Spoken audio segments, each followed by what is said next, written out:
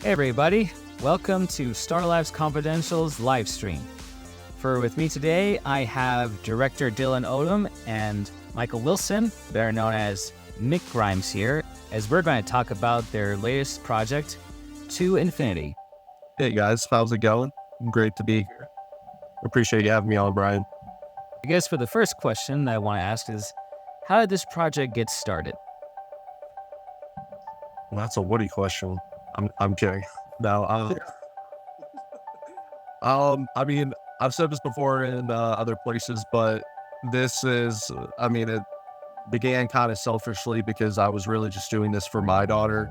She's still to this day an avid Toy Story fan, but her first film that she saw in theaters was Toy Story 4, and that was 4 years ago. And ever since then, so many things have happened with this project, but really I just wrote it so that it would be a fake trailer for a fake movie that would never come out. Nobody would ever see it but her. And then I just got curious as a filmmaker and started writing, and I ended up with this 90-page screenplay for a full-length feature film version of this story. And essentially, I just spammed Disney for 2 years before they got back with me, and so here we are. We're doing it, and it's wild, but I'm thankful. But yeah, that's basically it in a nutshell. But still, that's still impressive that what started out is something uniquely how you wanted to design for your daughters. It's nice that you did. I'll start from there, and now it's become a bigger thing, especially with working with people like Mike here, as well as with Kevin Porter doing Woody and Buzz. So that definitely got quite a bit of attention on social media. Yeah, it did. Of course, I'm always, I'm blessed to be able to do it at all, and I'm happy. But as far as getting to work with people like Mike and everybody else that's come along in this project, I'm still a fan myself, and I think that that's what makes this, it brings a charm to it, is that I haven't been in this business for, so long that this isn't lost on me at this point. I enjoy doing this as much as, if any other fan had the chance to do this. So, though I've had experience in filmmaking and doing things like this is something that kind of pairs up, the right thing to do and something that I love to do at the same time. That's very rare. Agreed. Listen, I want to ask with you, Mike, like when it comes to playing Woody, like what did you use to help to get in a character? Like, did you look at from the previous Toy Story movies or just something else? Well, Dylan asked me to watch Aliens and Cowboys, and so I watched that. That was a pretty wild movie. And as far as Woody, not really making it like the Toy Story movie, kind of just making Woody my own. Yeah, that's true. Because he's kind of like in the 1800s, and kind of the Toy Story stuff is modern day, where this is back in the day. So you kind of throw in some Western kind of Woody. Yeah, if I can jump off of that as well, we want it to be as familiar as possible, but my mindset when writing this originally was that you can imagine, even in modern times, that, things that sheriffs go through on a daily basis is probably pretty taxing. It's probably pretty, it's a lot on somebody. And so just to think, that combined with how hard life had to have been and what time period we're in, which we've placed in the 1870s, which is, accurate Wild West history, I think that would be very taxing on somebody. And so, I'm fully fine giving this away. This isn't any sort of spoiler or anything, but, when we meet Woody, he's not the Woody that we are familiar with yet.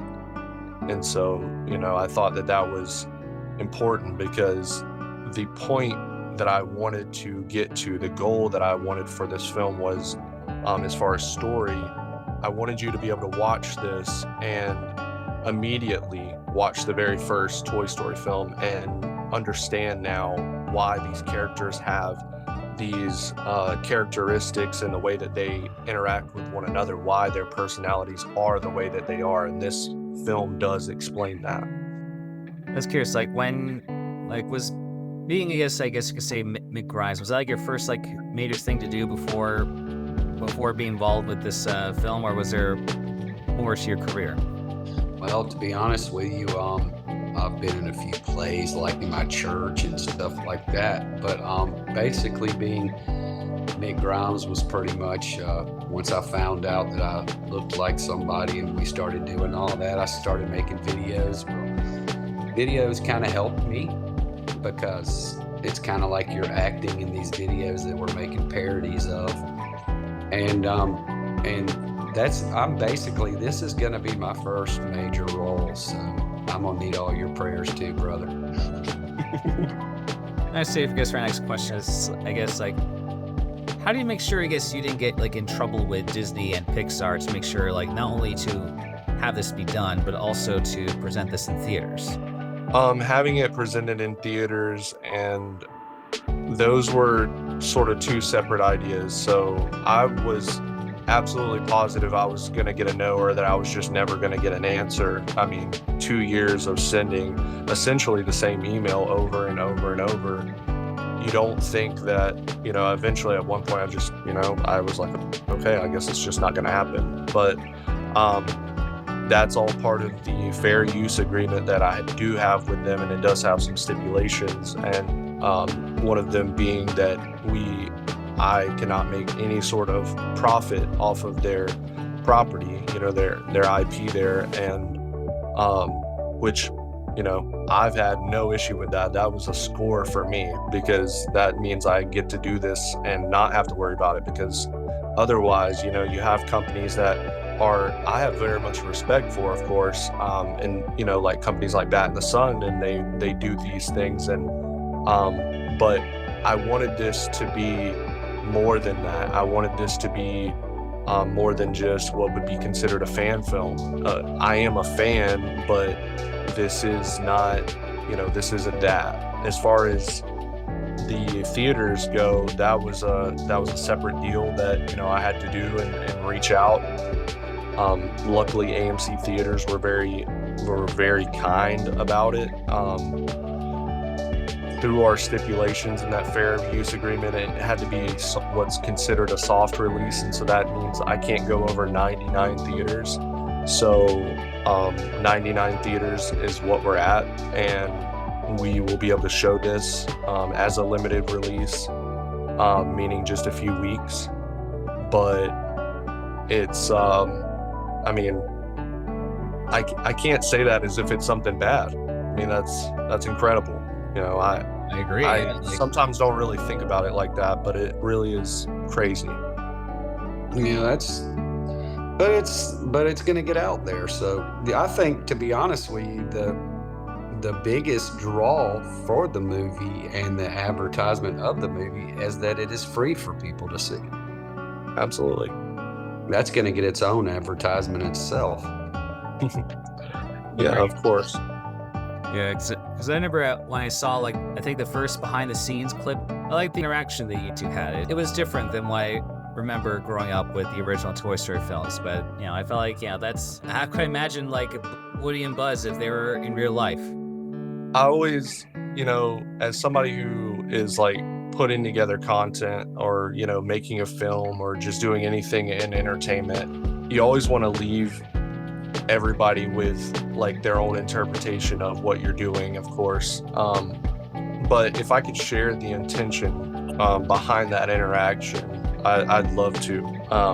And that intention was that in the animated films, Woody was always the leader. He's always the hero. He's always the man. Like, everybody looks to him for that guidance. Now, in this world, that is what he is. His town looks to him as the hero, as this local legend. He's this myth. But he knows that, when faced with something that is as mind-boggling as something coming from outer space, especially something that looks like us, Buzz Lightyear, that would be very jarring to our mind. And I think our intention was just like stand as strong as you possibly can in the face of this, otherwise terrifying thing. But our job is not to show it. We want to feel it, but we're not showing it. Yeah. Although we got another question from Rhonda Otis. Rhonda. Where is this movie filmed?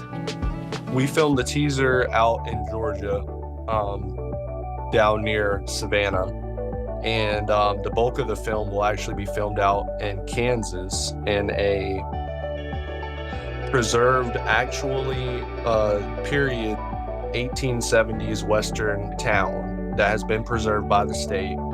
And it has a bank, it has a saloon, it's the most beautiful. Like, it is insane. When you actually walk into this place, it feels like you step back in time, because they have made sure to keep everything, kept so that it doesn't deteriorate or anything. And I went there last year. I flew out there for about a week, and I was blown away. It's beautiful. For this movie, we'll be seeing any other cameos or Easter eggs, any that links to Toy Story or other Pixar movies? Absolutely. That was always fun, because as a fan, and even as somebody who just loves movies, we're always looking for those things. But as far as, like Easter eggs and stuff, that's sort of sprinkled subtly throughout. I really don't like it when films beat you over the head with it, or, you have to find that in between where it's almost like you feel like as a viewer, you spotted something that maybe somebody else didn't. I love stuff like that. As far as cameos and stuff like that, we have made deals with certain people, and I'm being vague about that on purpose. Because of the strike, we can't make any sort of major announcements, because we would not want to get anyone in trouble, of course. Is there anything more you can tell about the plot besides like where, that's in around the late 1800s, Buzz crashes down on Earth, meets Woody? Like, is there more to this? Is it like just like, Woody trying to help Buzz like to fix a spaceship and get back to like his back up into space, or is there something else happening? There's something else happening entirely, actually. It's a mix between a, sci-fi Western, of course, and with some murder mystery. And there's some moments that will warm your heart, and there's some parts that you might need some tissues. So, and all of that with, humor, and it just needed, it's grounded, it's real life. You already know who these people are, so we don't have to spend an entire film introducing them. This may be perceived as an origin, but in some ways we will start this film knowing who these people are already, but we're just going to get to kind of peek a little bit behind the curtain, on each of these characters, and what motivates them, and what their missions are. And I think it allows us to, like I said, the whole point, you're gonna finish this, and then you're gonna go, oh, that's why this person and this person always acted this way with one another, or this is why this person always had this attitude. We got another question from Kaylin Mullins. I'm going to say this is more directly towards with you, Mike. What inspires you most about Woody? What inspires me most about Woody would be that, he was kind of, he's kind of a leader. And, he was pretty much looked up to. And so, I just hope I do it justice, but That's because, like Dylan was saying, like in the old movies, like everybody looked up to him, everybody respected him, everybody, asked him his advice and stuff like that. So, that's what really inspires me about it, and I want to try to portray that as best I can. Yeah, absolutely. Makes sense, yeah. Yeah, and I'm curious with Mike, for your career, like what's the most crazy or most unique story that's ever happened to you since you started acting? Well, I had some.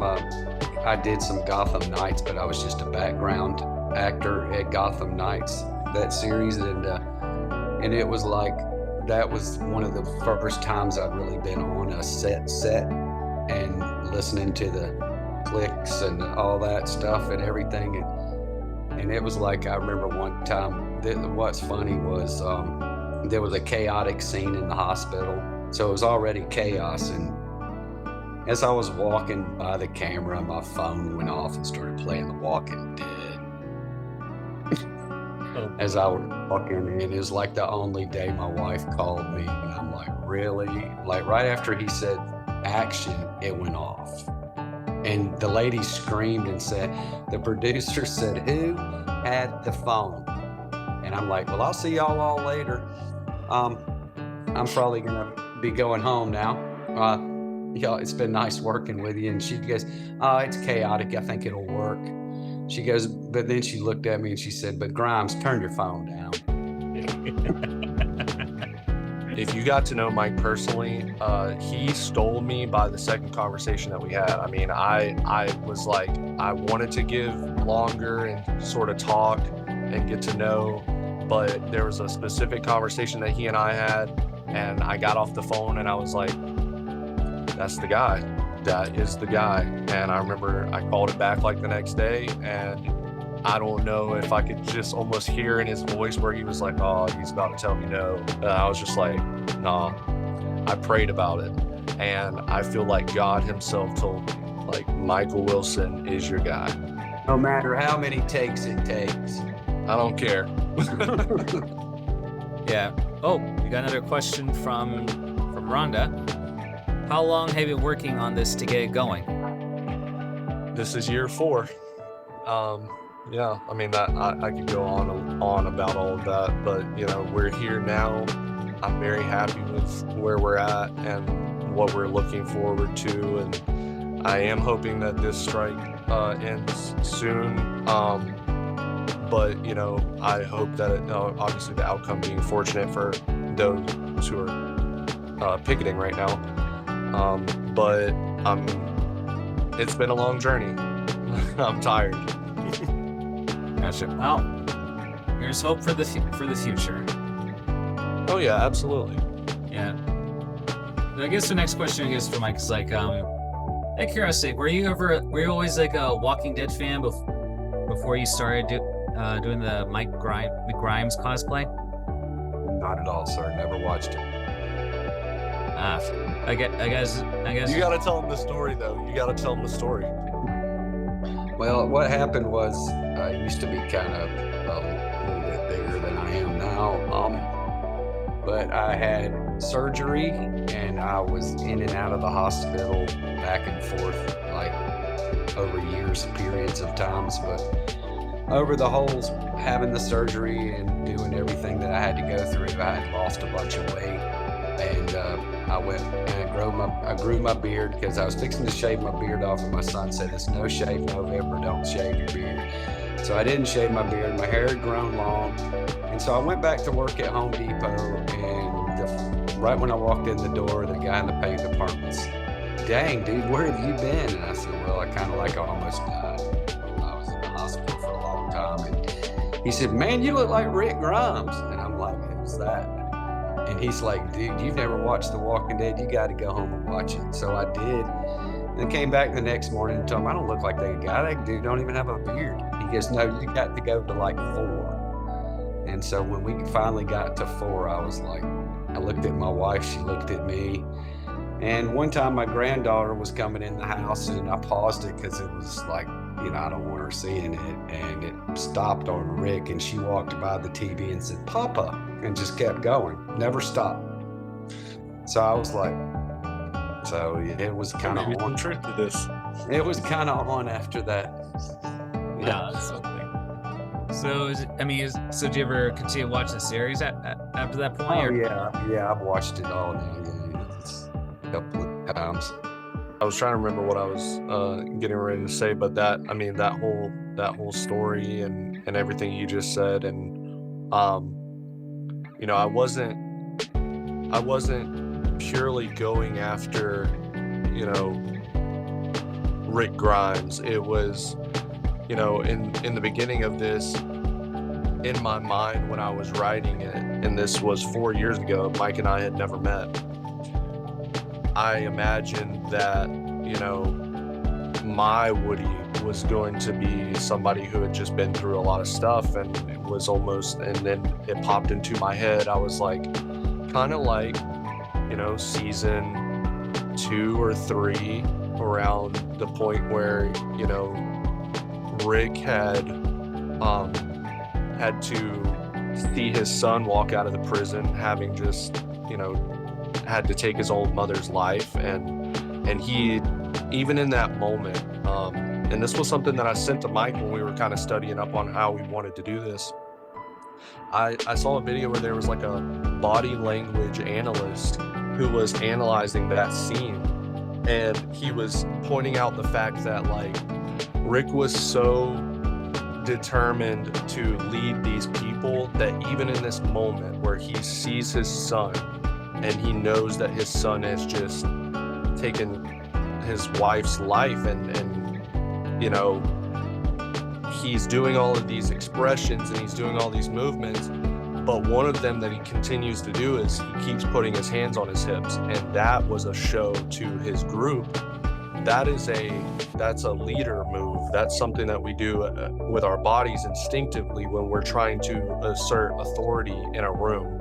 And for him to be looking at his son, and we can visibly tell he is shaken, and now Rick is crying, and all of that inspired me. I was like, there's so much depth to that is beyond anything that we would have seen in these animated films. And I was like, that's Woody.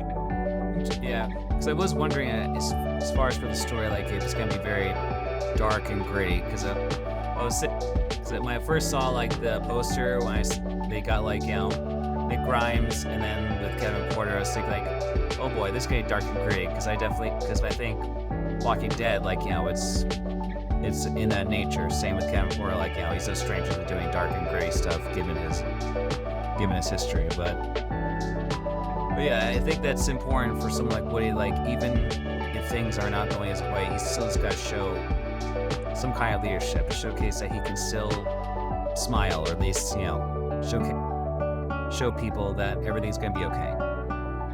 Yeah, we saw examples of that throughout all of those films, and every time Woody was going through something, he never stopped. He literally would run towards the problem to save his friends from having to go towards that problem. That is all in the root of who this Woody is as well. We're just seeing him after a point of having gone through almost too much. But as far as to answer your question with it being dark and gritty, I don't like labeling anything like that, because when you tell people that something's dark and gritty, it's like you're telling them what to think about it. Like, are some of it's heavy? Are some parts of this heavy? Yeah, because it's real life and everyday life. There's something that's going to happen that's going to be heavy. And that's what I mean. Like, there's going to be parts that, make you feel a little bit of everything. But I personally wouldn't say gritty or dark. It's just real. Last thing I just want to ask is, I guess, in terms of, do you plan using any of the CGI and stuff with the film? I mean, when you're talking beings coming from another planet, I think that's pretty implied. We definitely don't. We're not overdoing it. Definitely not overdoing it. But of course, there will be, the the big explosions and the big cool effects and stuff like that. It would be a little bit of everything. Gotcha. Because I remember, because when I saw like all those like the Buzz like I guess armor, like that looks really cool. Like I wasn't sure how you guys are gonna be able to do that, but you found a way to make it work. Yeah, no, we actually have somebody that's a costume builder that is building the physical suit, and of course you'll sort of mix in those shots in with ones that you will have to do some digital rendering on, but no, it will be a physical suit. Nice. Like I say, just before we cut out, I was gonna put on the behind the scenes clip.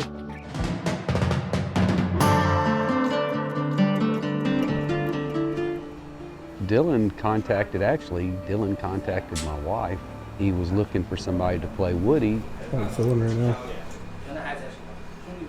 Everything looks like I couldn't have made this up. Like, it looks better than it did in my mind. These guys are actually really good. Yeah. Use your hands to put your hair back down. Dylan coaches me too, and he knows what he's doing. So I'm like, well, maybe I got somebody here that can kind of coach me along. We're gonna make this thing work. You guys are sick. Because he's got a vision, and I want his vision to come to life. Well, I wanted to see it. Glad you had us, and I enjoyed the conversation. We'll definitely be back and provide more updates when we're allowed to talk about more. But I appreciate you reaching out to us, definitely, and don't stop. I know sometimes I'm hard to get in touch with, but Yeah, I just want to thank you both for being part of this, because it's always interesting to see like other directors that are around my age that have like these visions, ideas of what to do, whether it's like their own thing or want to do something based on something they grew up with, and whatever their reasoning is for creating this thing, it's unique, and it's something that I really want to help bring to the table. well, yeah. I mean, we appreciate it. Like I said, I'll talk about it forever until my camera dies. But yeah, no, I appreciate it, and yeah, we're just blessed. Mike and I have gotten to know one another, and I'm happy to just have met him, to be honest. So, but I appreciate it. Yep. And thanks to all you viewers for tuning in. So be sure to give To Infinity a follow on both Instagram and TikTok, as well as, of course, with Michael's own TikTok and other social media pages. Sounds like a plan. Thanks again for you viewers to watch this highlight. Besides the previously mentioned social media pages, be sure to check out the To Infinity GoFundMe page. You can donate money to the film, as well as share it with others. Be sure to like and subscribe this channel for more content. This is BD Knight, signing out.